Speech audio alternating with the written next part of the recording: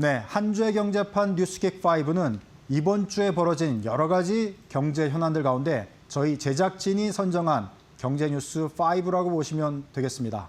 자, 저희가 키워드로 먼저 정리를 했는데요. 화면으로 먼저 만나보시겠습니다. 네, 보여주시죠. 네, 하나씩 나오고 있습니다. 자, 저희가 정한 키워드는 클로징벨, 축포, 맞불 집회, 설왕설래, KAI 이렇게 저희가 키워드로 잡아왔습니다. 한 가지씩 저희가 이제 자세하게 분석을 해드릴 텐데요. 제일 먼저 클로징벨, 어떤 벨을 울렸을까요? 큰 화면으로 보여주시죠. 네. 자, 이번 주 우리 증시 또 새로운 역사를 썼습니다. 한 주간에 이틀 연속 사상 최고가를 경신했는데요. 이 사상 최고가가 전쟁 와중에 또 기록한 것이어서 의미가 남다릅니다. 자, 코스피가 이번 주에 6,500선을 재돌파한 다음에 약간 하락세를 보였는데요. 오늘도 코스피는 약보합 마감했지만 코스닥은 또 상승 마감해서 기대감을 계속 높이고 있습니다. 자, 관련해서 김주영 캐스터가 자세히 전해주실까요? 네, 오늘 국내 증시 마감 지수부터 같이 확인해 보시면 좋을 것 같습니다. 어제 코스피가 또다시 사상 최고치를 경신하면서 6,500선을 돌파했는데요. 오늘 코스피의 경우에는 쉬어가는 모습이 나타났습니다. 6,500선 하회하면서 보합권에서 마무리 지었고요. 반면에 코스닥이 오늘 강한 흐름 가져갔습니다. 2.5% 급등하면서 1,200선에 다시 한번 복귀를 해냈는데요. 장중에도 고점을 계속해서 높여가면서 오늘 1,203포인트 선에서 마감을 지었습니다.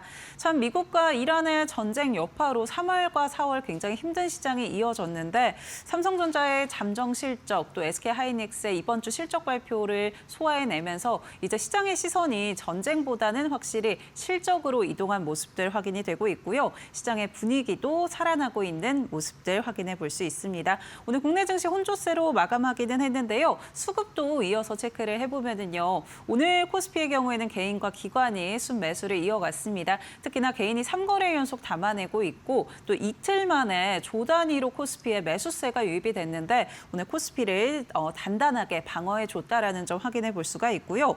코스닥 이어서 체크해 보면 오늘 코스닥을 이끈 건 외국인과 기관의 수급이었습니다. 외국인이 오늘 7천억 원 이상 담아냈고요. 기관의 경우에도 2천억 원 가까이 순매수 이어갔는데 특히나 기관이 최근에 코스닥을 계속 팔아내는 모습이었는데 5거래일 만에 순매수로 전환을 했다라는 점 유의미한 좀 의미가 아닌가 싶습니다. 특히나 오늘 외국인과 기관 모두 반도체 소부장을 중심으로 사들였다라는 점도 참고해 보시죠. 네. 자, 정말 우리 주식시장 정말 네. 대단합니다. 네. 클로징벨은 이렇게 저희가 울렸다고 치고요. 그다음 축포도 여러 가지가 울렸습니다. 어떤 축포가 울렸는지 저희가 정한 키워드 축포의 내용 화면으로 다시 한번 보여주시겠습니다. 네, 이번 주에 또 대단한 소식이 나왔는데요. SK하이닉스 실적이 발표됐습니다.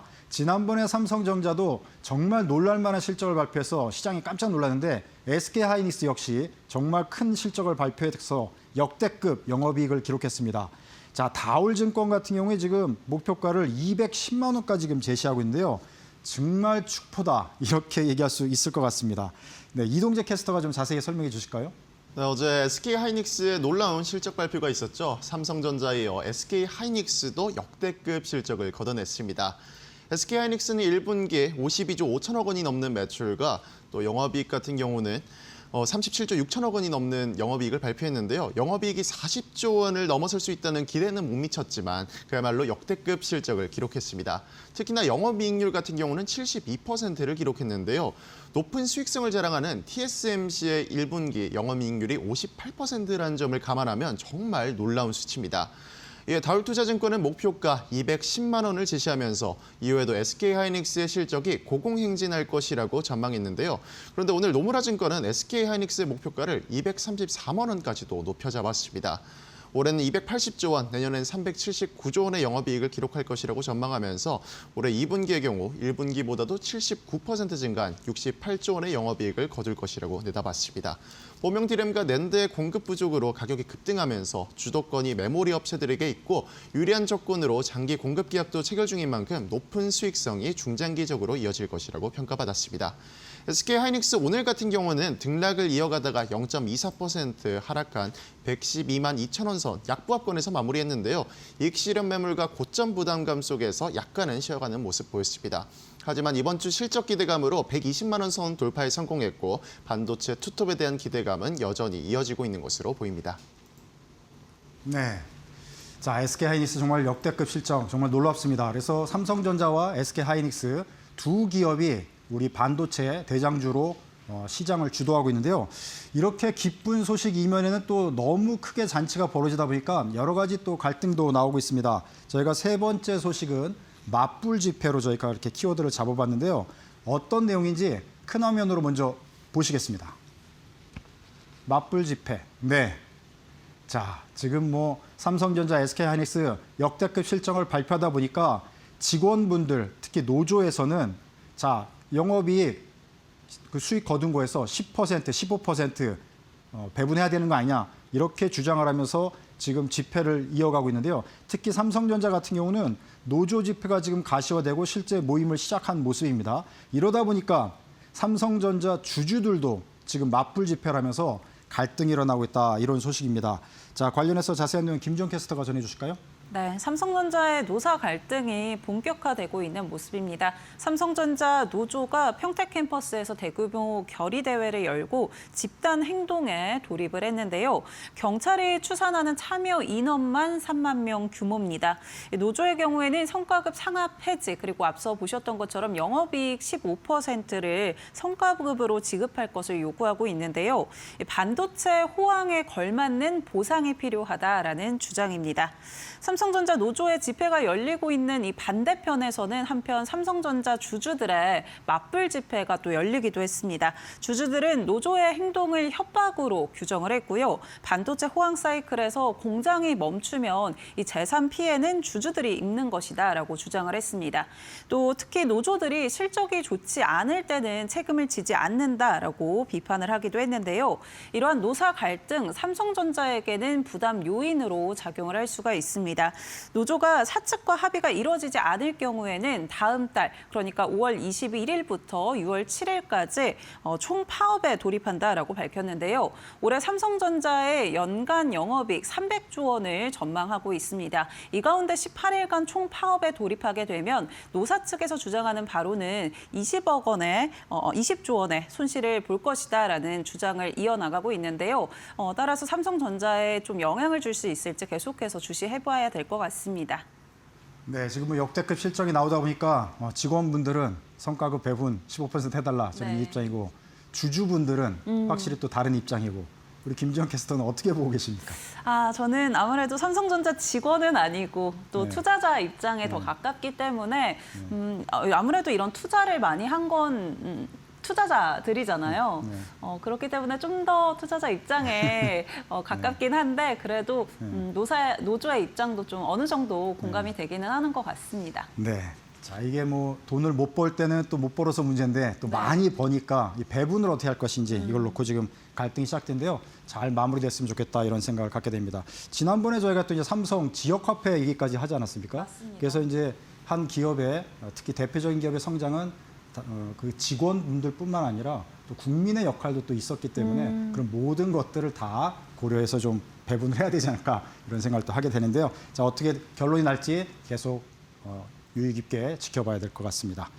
자, 이 소식은 이렇게 정리를 하고요. 저희가 그다음은 설왕설래 키워드로 정해봤는데요. 어떤 내용인지 또 큰 화면으로 보시겠습니다. 네. 자, 이것도 지금 논란입니다. 고가주택 양도세, 뭐 다주택자들 지금 매물로 많이 지금 내놓으면서 시장에는 공급 관련해서 가격이 좀 조정받고 있는 이런 모습도 있었는데 다시 또 상승세로 올라섰다 이런 내용도 나오고 있고요.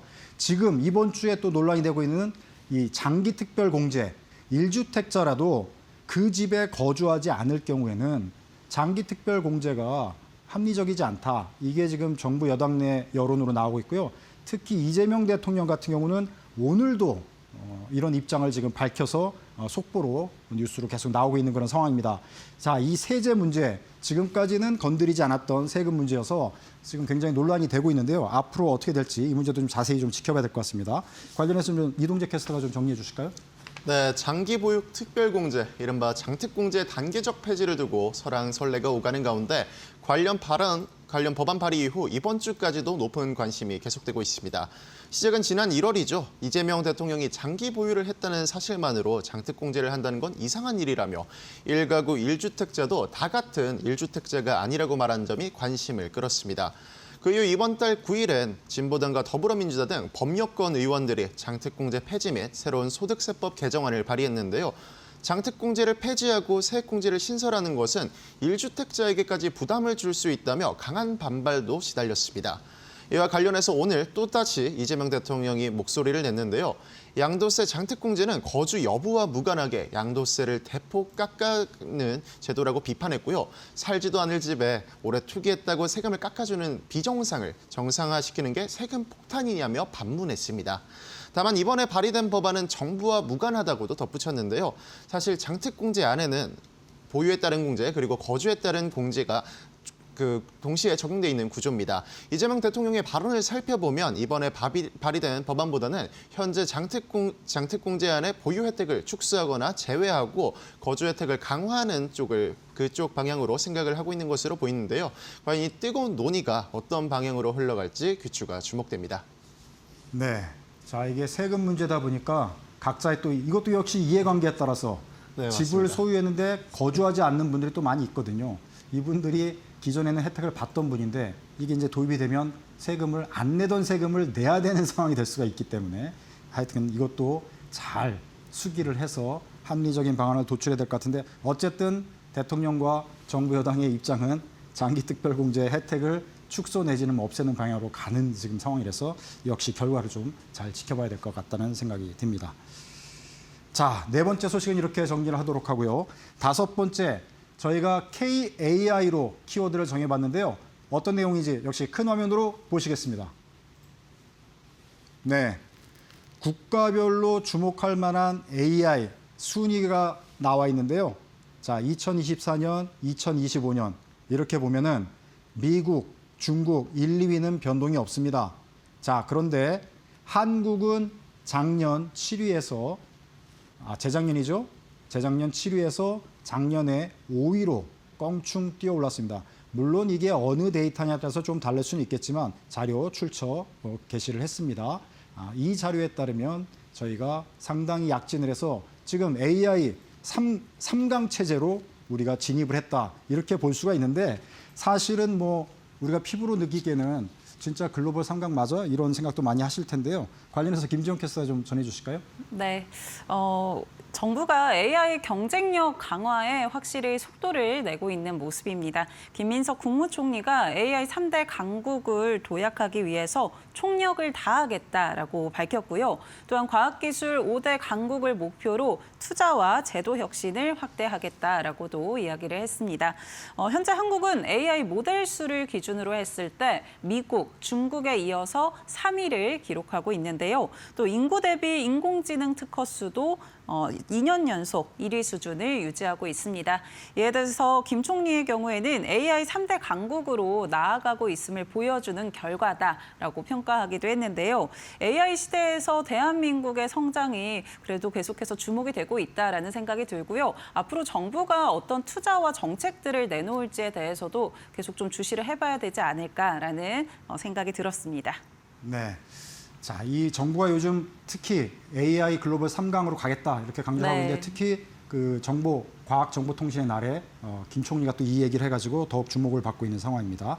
자, 관련해서 AI 강국 우리가 갈 수 있는지 잠시 후에 더 자세히 진단해 드리도록 하겠습니다.